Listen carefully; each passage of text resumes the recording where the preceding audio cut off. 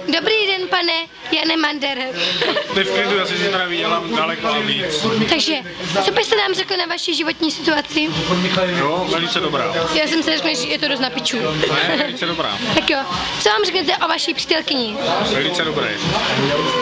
Dobré, jo? Jsou nějaký vyšší hodnoty? Další buzna.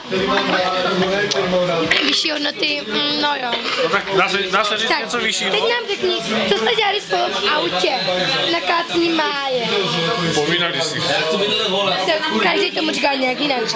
No, každý. Ale pamatuješ, jak jsi mě vezl na oázu a říkal, že v tom autě se nekouří. No, jak to? Ne, kouří se ale vepředu.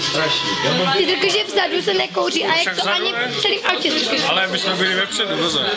Prase! Takže, vážení dámy a pánové, ty jste viděli Honzu Madera v akci. Je to šovinistický prase. To byla sranda. Ne, to byla sranda. Error.